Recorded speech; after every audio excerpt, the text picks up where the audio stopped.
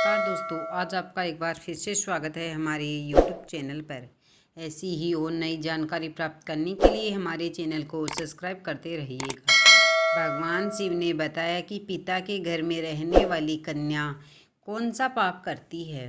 एक समय की बात है जब देवी पार्वती पृथ्वी लोक पर भ्रमण करके भगवान शिव के पास आती है और कहती है, हे परम परमेश्वर, देवों के देव नारायण नाथ, आज मैं मृत्यु लोक पर भ्रमण करके आ रही थी। तब मैंने देखा कि कुछ कन्याएं अपने पिता के घर में काफ़ी अधिक समय से रह रही है, जबकि पिछले युगों में कन्याओं का विवाह कम आयु में होता था और वे तब भी से अपने पति के घर पर रहने को जाती थी। तथा मैंने एक विचित्र घटना भी देख ली कि कई सारी कन्याएं विवाह के बाद भी पिता के घर में लंबे समय तक या बार बार रहने को जाती है। हे प्राणनाथ, मैं जानना चाहती हूँ कि क्या एक पिता के घर में कुंवारी कन्या का कोई अधिक समय तक रहना सही नहीं होता है, या कौन सी आयु में कन्या का विवाह करना योग्य होता है,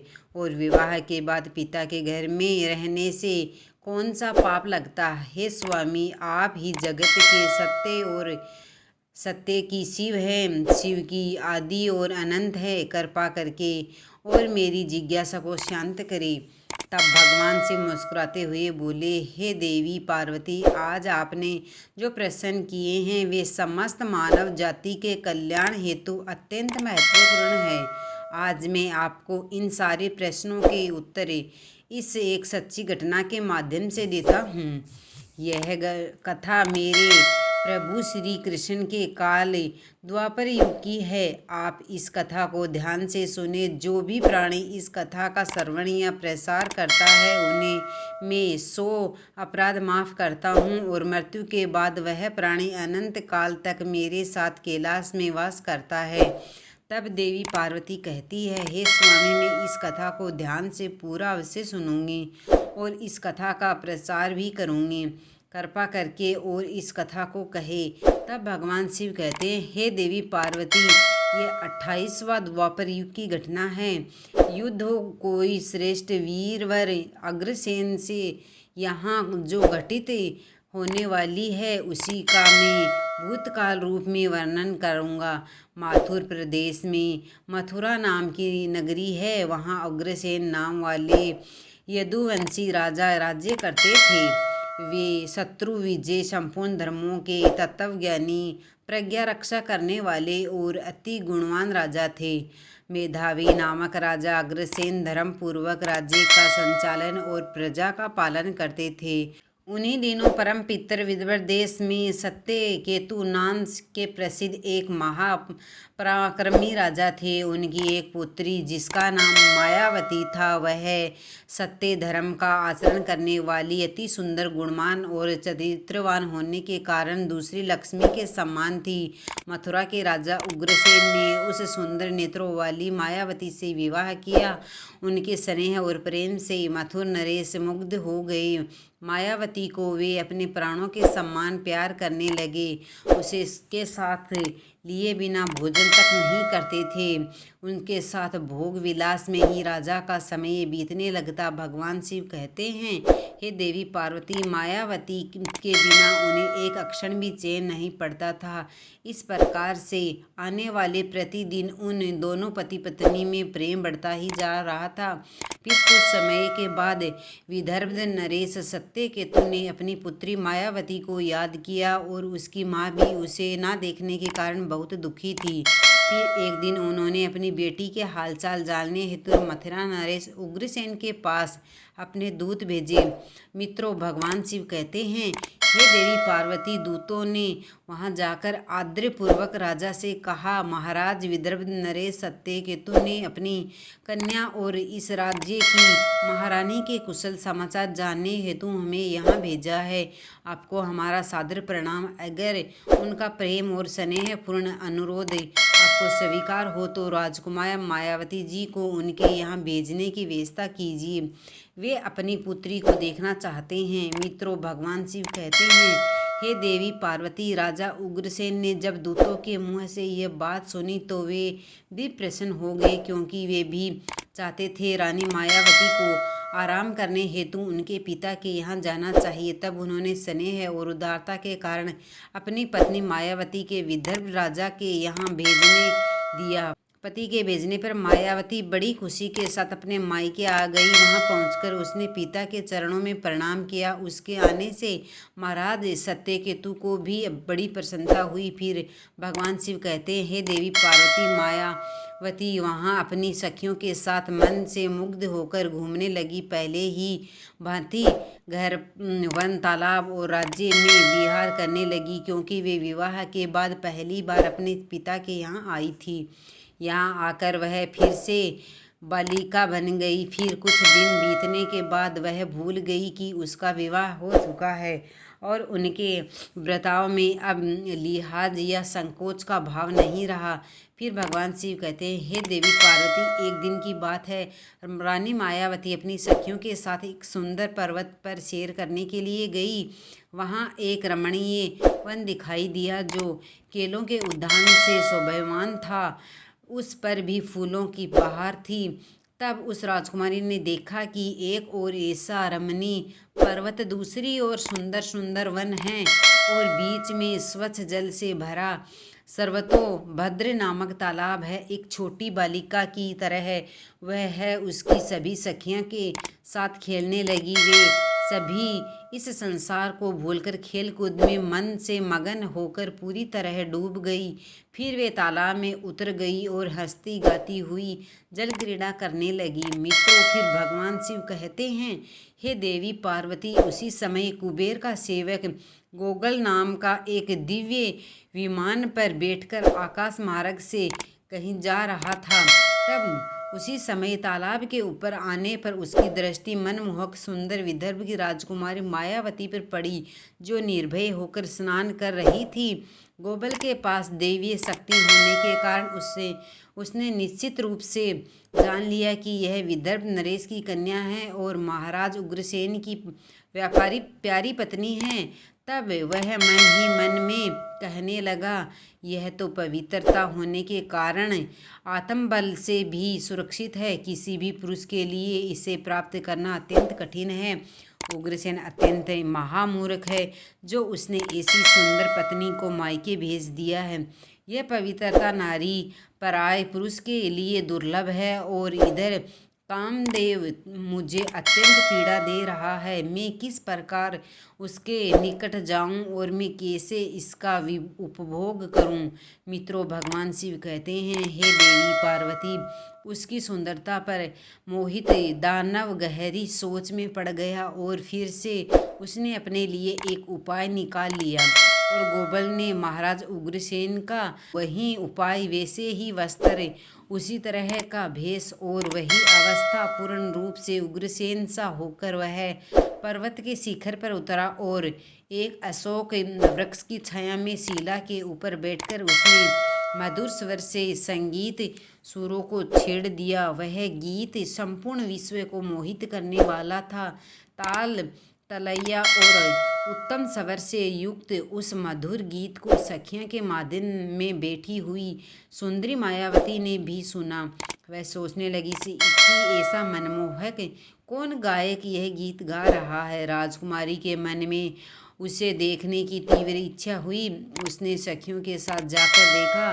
तब अशोक की छाया में सुंदर प्रतापी राजा बैठा हुआ था। कोई पुरुष गा रहा है। वह महाराज उग्रसेन के जैसा दिखाई पड़ रहा है। मित्रों, भगवान शिव कहते हैं, हे देवी पार्वती, वास्तव में तो वह राजा के भेष में नीच दान गोविल ही था। मायावती विचार करने लगी कि मेरे स्वामी मथुर नरेश अपना राज्य छोड़कर इतनी दूर कब और कैसे चले आए। वह इस प्रकार सोच ही रही थी कि उस पापी ने स्वयं ही पुकारा है, प्रिय आओ आओ देवी, तुम्हारे बिना मैं नहीं जी सकता। सुंदरी, तुमसे अलग रहकर मेरे लिए इस प्रिय जीवन में व्यतीत करना भी असंभव सा हो गया है। तुम्हारे स्नेह ने मुझे मोह लिया है, अतः मैं तुम्हें छोड़कर कहीं भी नहीं रह सकता। अपने पति रूप में धारी देते कि ऐसा कहने पर माया थोड़ी सी लज्जित हुई। होकर उसके सामने गई और वह मायावती का हाथ पकड़ उसे एकांत स्थान में ले गया और वहां अपनी इच्छा के अनुसार उसका उपभोग किया। मित्रों, भगवान शिव कहते हैं, हे देवी पार्वती, महाराज उग्रसेन के गुप्त अंग में कुछ खास निशान थी जो उस पुरुष में नहीं दिखाई दी। इससे मायावती के मन में उसके प्रति स्नेह उत्पन्न हुआ। राजकुमारी ने अपने वस्त्र संभाल पहन लिए, किंतु उसके हृदय में इस घटना से बड़ा ही दुख हुआ। वह क्रोध में भरकर नीच दानव गोबेल से बोली, नीच, जल्दी बता तू कौन है। तेरा आकार दानव जैसा है, तू पापी, दुराचारी और निर्दयी है। यह कहते कहते आत्मग्लानि के कारण उनकी आंखें भर आई। वह श्राप देने को उद्यत होकर बोली, हे दुरात्मा, तूने मेरे पति के रूप में आकर मेरे साथ छल किया और इस धर्म शरीर को अपवित्र करके मेरे उत्तम पातिव्रत्य का नाश कर डाला है। अब मैं यही तू मेरा भी प्रभाव देख ले, मैं तुम्हें अत्यंत कठोर श्राप दूंगी। उसकी बात सुनकर गोविल ने कहा, पवित्रता नारी भगवान श्री विष्णु तथा भूत ब्राह्मण के भय से तो समस्त राक्षस और दानव दूर भागते हैं। मैं तो दानव धर्म के अनुसार ही इस पृथ्वी पर विचूर रहा हूँ। पहले मेरे दोष का विचार करो कि किस अपराध पर तुम मुझे श्राप देना चाहती हो। तब मायावती बोली, हे पापी, मैं साध्वी और पवित्रता हूँ। मेरे मन में केवल अपने पति की कामना रहती है। मैं सदा उन्हीं के लिए तपस्या किया करती हूँ। मैं अपने धर्म मार्ग पर स्थित थी, किंतु तूने माया रचकर मेरे धर्म के साथ ही कुछ भी नष्ट कर दिया है। इसलिए हे दुष्ट नीच, तुझे भी मैं भस्म कर डालूंगी। तब गोवल बोला, हे राजकुमारी, यदि तुम उचित समझो तो यह बात ध्यान से सुनो। मैं धर्म की बात कह रहा हूँ।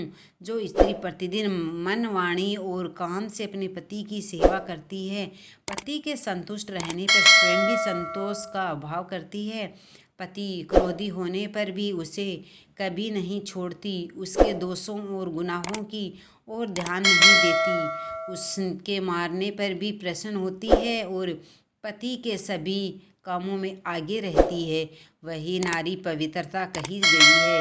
यदि स्त्री इस लोक में अपना कल्याण करना चाहती है तो वह पतितरोगी, अंगहीन, कोढ़ी, सब धर्मों से रहित तथा पापी पति का भी परित्याग ना करे। जो पति को छोड़कर जाती है और दूसरे कामों में मन लगाती है, वह संसार में सब धर्मों से बहिष्कृत वह बिहारी चीरणी समझी जाती है। जो पति की अनुपस्थिति में लालच में तरह तरह के व्यंजनों का स्वाद लेती हो तथा श्रृंगार करती है, उसे मनुष्य उल्टा कहते हैं। मित्रों, भगवान शिव कहते हैं, हे देवी पार्वती, गोगल आगे कहता है, मुझे वेद और शास्त्रों द्वारा और मेरे गुरु के द्वारा प्राप्त धर्म का ज्ञान है। गृहस्थ धर्म का परित्याग करके पति की सेवा छोड़कर यहाँ किस लिए आई हो? तुम्हारे ने इतना होने के बावजूद भी तुमने ही मुँह से कहती हो मैं पवित्रता हूँ। कर्म से तो तुम पातिव्रत्य का छोटा सा अंश भी नहीं दिखाई देता। तुम डर भय छोड़कर पर्वत और वन में मतवाली होकर घूमती फिरती हो, इसलिए पापिनी हो। मैंने यह महान दंड देकर तुम्हें सीधी राह पर लाया गया है। अब कभी तुमसे ऐसी दृष्टि नहीं हो सकती। बताओ तो पति को छोड़कर किस लिए यहाँ आई हो? यह श्रृंगार, यह आभूषण तथा यह सुंदर वेशभूषा धारण करके क्यों खड़ी हो? हे पापिनी, बोलो ना, किस लिए और किसके लिए यह सब किया है? कहाँ है तुम्हारा पातिव्रत्य? दिखाओ तो मेरे सामने। व्यभिचारिणी स्त्रियों के समान बर्ताव करने वाली नारी, तुम इस समय अपने पति के 400 कोस दूर हो। कहाँ है तुम में पति को देवता मानने का भाग दृष्टि? कहीं कि तुम्हें लज्जा नहीं आती? तुम्हें तो क्या तुझे ही अपने बनाने पर घृणा होती है? तुम क्या मेरे सामने बोलती हो? कहाँ है तुम्हारी तपस्या का प्रभाव? कहाँ है तुम्हारे तेज और बल? आज ही तुझे अपना बल, वीर्य और पराक्रम दिखा। तब मायावती बोली, वो नीच असुर, सुन, पिता नरेश वंश मुझे पति के घर से बुलाया है। इसमें कहाँ पाप है। मैं काम, लोभ, मोह, डर के वंश पति को छोड़कर नहीं आई हूँ। मैं यहाँ भी पति का चिंतन करती रहती हूँ। तुमने भी छल से मेरे पति का रूप धारण करके ही मुझे धोखा दिया है। तब गोविंद ने कहा, मायावती, मेरी युक्ति युक्त बात है, सुनो। अंधे मनुष्य को दिखाई नहीं देता। तुम धर्म रूपी नेत्र से हीन हो, फिर कैसे तुझे यहाँ पहचान पाती। तुम्हें ज्ञात होता कि तुम्हारे पति इतनी दूर कभी नहीं आ सकते, फिर भी तुमने मेरे साथ संबंध बनाए। जिस समय तुम्हारे मन में पिता के घर आने का भाव उदय हुआ, उस समय तुम पति की भावना छोड़कर उनके ध्यान से मुक्त हो गई थी। पति का निरंतर चिंतन ही नारियों के धर्म है। जब वही नष्ट हो गया तो क्यों स्वयं को पवित्रता कहती हो। मित्रों, भगवान शिव कहते हैं, हे देवी पार्वती, गोबल कहता है, जब तुम्हारे हृदय की आँख ही फूट गई, तब ज्ञान नेत्र से हीन होने पर तुम मुझे कैसे पहचानती। गोबल की बात सुनकर राजकुमारी मायावती जमीन पर बैठ गई। उसके हृदय में बड़ा दुख हो रहा था। गोबल ने फिर से कहा, हे राजकुमारी, तीनों लोगों को त्रास पहुंचाने वाला पुत्र उत्पन्न होगा। फिर भगवान शिव कहते हैं, हे देवी पार्वती, ऐसा कहकर वह दानव वहां से चला गया। गोबल एक कहानी दानव तो था, किंतु वह बड़ा ही दुराचारी और पापी भी था। उसके चले जाने पर मायावती अत्यंत दुख की होकर रोने लगी, जिससे रोने की आवाज़ सुनकर सखियाँ उसके पास दौड़ी आई और पूछने लगी, राजकुमारी, आप तो रोती क्यों हो? मथुर नरेश महाराज उग्रसेन कहाँ चले गए? मायावती ने अत्यंत दुख से रोते रोते अपने चले जाने की सारी बात बता दी। फिर सभी सहेलियाँ उसे पिता के घर ले गई। उस समय वह शोक के सामने सारी घटना सुना दी। उसे सुनते ही महाराज अपने पति के महल में गई और उनसे कन्या का सारा वृतांत कह दिया। उसने सुनकर महाराज सत्यकेतु को भी बड़ा दुख हुआ। उन्होंने सवारी और वस्त्र आदि देकर कुछ लोगों के सामने पुत्री को वापस मथुरा में उसके पति के घर भेज दिया। परमात्मा राजा उग्रसेन मायावती को आई देख बहुत प्रसन्न हुए। वे रानी से बार बार कहने लगे, हे प्रिय, मैं तुम्हारे बिना जीवन व्यतीत नहीं कर सकता था। अच्छा, तुम शीघ्र ही लौट आई।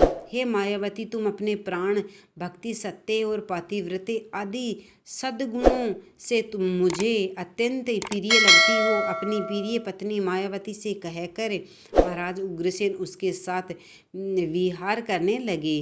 सब लोगों को भय पहुंचाने वाला उसका भयंकर गर्भ दिनों दिन बढ़ने लगा, किंतु उस गर्भ का कारण केवल मायावती ही जानती थी। अपने कोख में बढ़ते हुए वे गर्भ के विषय में मायावती को दिन रात चिंता बनी रहती थी। 10 वर्ष तक वह गर्भ बढ़ता ही गया। तत्पश्चात उसका जन्म हुआ। मित्रों, फिर भगवान शिव कहते हैं, हे पार्वती, वही अति तेजस्वी महाबली दुराचारी प्रजा को कष्ट देने वाला कंस था, जिसके भय से तीनों लोक के निवासी थराग उठे थे। उसके बाद भगवान श्री कृष्ण के हाथ से मारा गया, मोक्ष को प्राप्त हुआ। तब देवी पार्वती कहती है, हे स्वामी, ऐसी घटनाएं भविष्य में संघटित होने वाली है, ये मैंने भी सुन रखा है। हे देवी, मैंने आपसे जो कुछ कहा है वह समस्त पुराणों का निश्चित मत है। इस प्रकार पिता के घर में रहने वाली कन्या बिगड़ जाती है, अतः पिता को कन्या को घर में रखने का मोह नहीं रखना चाहिए। भगवान शिव कहते हैं, हे देवी, अब मैं आपको एक कुंवारी कन्या के विषय में कुछ महत्वपूर्ण बातें बताता हूँ। सभी ध्यान से सुनो। जब कोई भी कन्या जवानी हो जाती है तो वह विवाह के योग्य बन जाती है तथा माता पिता को योग्य वर का चुनाव कर उसका विवाह कर देना चाहिए। उसे कभी भी लंबे समय तक घर में नहीं रखना चाहिए। पति के ही घर में उसका पालन पोषण होना उचित है। वहाँ रहकर वह भक्ति पूर्वक जो उत्तम गुण सीखी वही और पति की सेवा करती है, उससे कुल की कीर्ति बढ़ती है और पिता भी सुखपूर्वक जीवन व्यतीत करता है। ससुराल में रहकर यदि वह पाप करती है तो उसका फल पति को भोगना पड़ता है। वहाँ सदाचार पूर्वक रहने से वह सदा पुत्रों के साथ वृद्धि को प्राप्त होती है। कन्या के उत्तम गुणों से पिता की कीर्ति बढ़ती है और दोनों कुलों के पितृगण संतुष्ट होकर आशीर्वाद देते हैं। हे देवी, दामाद के साथ भी कन्या को अपने घर नहीं रखना चाहिए। ऐसा करने से उस पुरुष के मान सम्मान में समय के साथ साथ कमी हो जाती है और उसे भी पाप लगता है। जब कन्या विवाह के योग्य बन जाए तो उसे पराये लोग उस पर बुरी नज़र डालना शुरू करते हैं। ऐसे में कहीं वह भी किसी पराये पुरुष के साथ प्रेम संबंध बनाए, उसके पहले ही विवाह कर देना होता है। एक जवान कन्या पिता के घर में रखना मतलब खजाना भरा चोरों के बीच रखने के समान होता है तथा उस स्त्री का गहना और पिता का सम्मान उस कन्या की इज्जत होती है, जिसे हमेशा संभाल कर रखना चाहिए। किसी भी स्त्री को कभी भी पति से दूर नहीं रहना चाहिए। ज़्यादा समय तक मायके रहना भी पाप के समान है। एक पवित्रता नारी का स्थान सदैव अपने पति के चरणों में होना चाहिए तथा पति के लिए पत्नी का स्थान हृदय में होना चाहिए। मित्रों, भगवान शिव कहते हैं, हे देवी पार्वती, अब मैंने आपको सभी प्रश्नों के उत्तर दिया है। तब माँ पार्वती कहती है, हे प्रभु, आज मैं धन्य हो गई हूँ जो मेरे मन में चल रहे सारे प्रश्न को दूर किया है और मैं आशा करता हूँ कि यह कथा आपको पसंद आई होगी। दोस्तों, वीडियो कैसा लगा? अच्छा लगा तो लाइक शेयर सब्सक्राइब ज़रूर कीजिएगा। धन्यवाद।